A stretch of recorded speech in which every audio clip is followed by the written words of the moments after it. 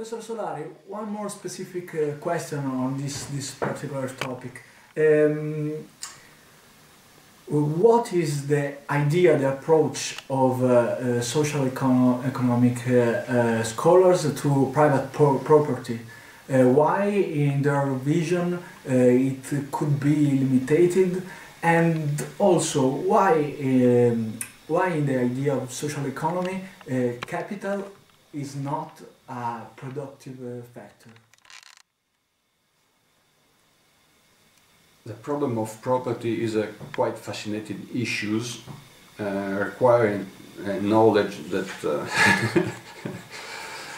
has 2000 years of development, and actually we should go back to the early development of the last millennium, when this issue of property was debated and never found a clear solution. The main problem that the Catholic scholars in general have always met and tried to resolve is the problem of the dual nature of the laws concerning properties. Because first of all, from the Gospel we know that God gave the earth to us to be enjoyed in common. So this has opened the way to a kind of common ownership of the resources of this earth. And actually also in the early Christian writings we find this attempt to understand that property as something which belongs to a community and not to a single individual. On the other hand, the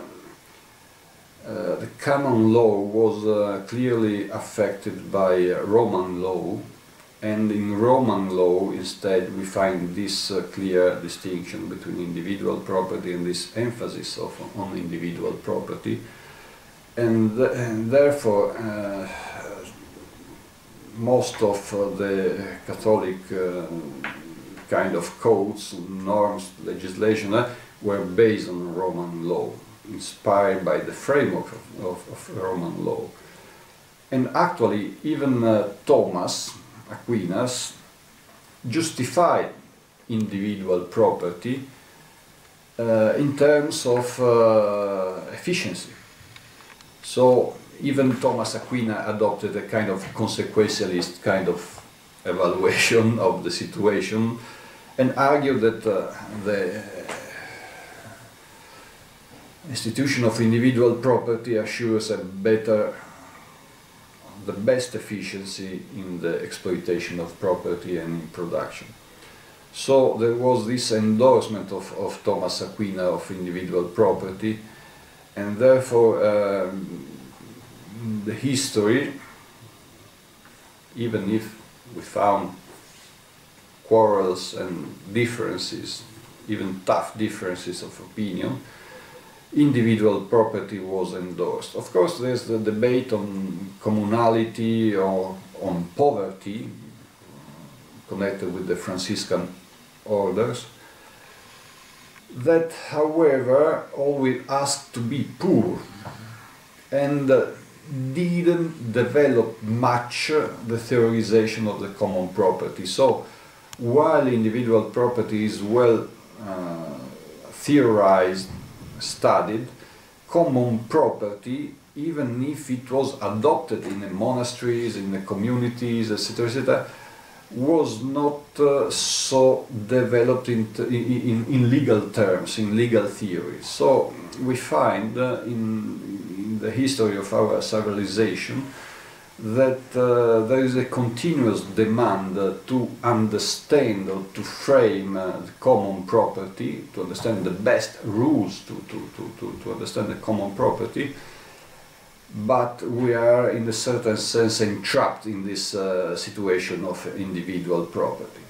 What happened is that, especially the Franciscan debate, helped to understand the difference between property and the control of resources, not the separation between the legal property and the actual control of these resources.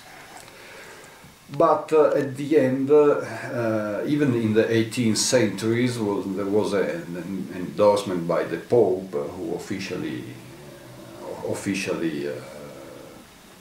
acknowledged the private property against the socialist or communist, of course, development of the times. But we should say that this individual property, that it is normally supported by these theories or by the Christian theology, is not a simple right, because the individual property includes both individual rights but also obligations. So we cannot compare the notion of individual property emerging in the modernity, where the individual is a right bearer, with the individual property of the Roman Church and mostly of the Thomist tradition, which is full of obligation that the owner should grant to the rest of the community.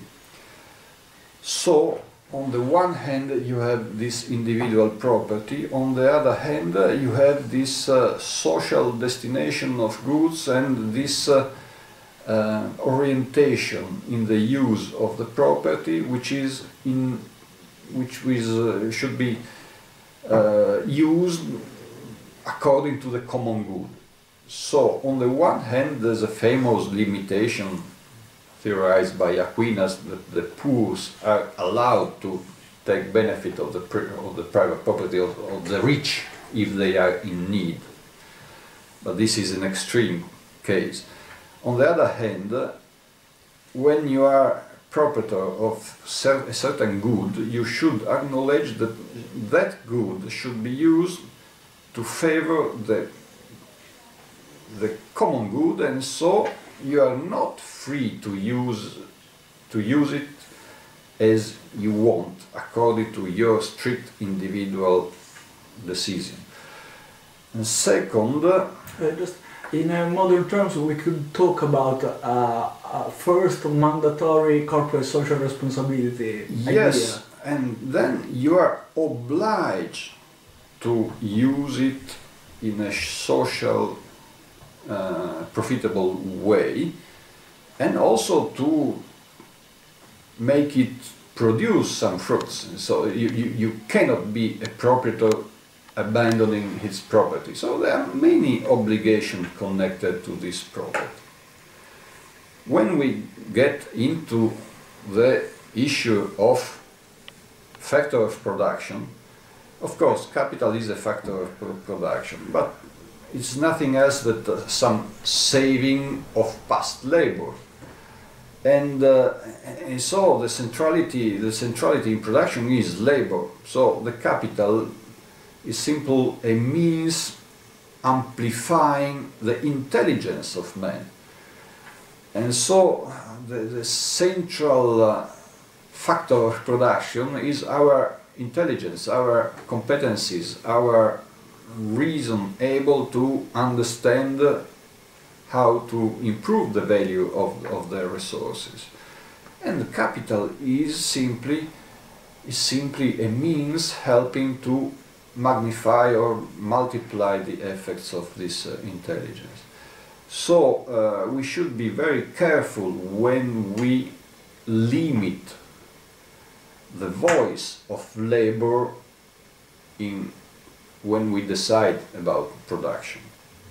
And this is the reason why the favorite form of governance is the cooperative in this tradition, or at least forms of governance where labor has some involvement in the decision of the firm, which is co-determination.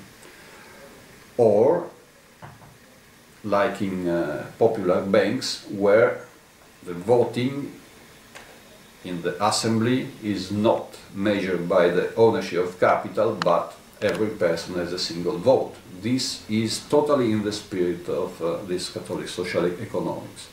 And it's very unfortunate that today we think that is no more fit to the present day economy.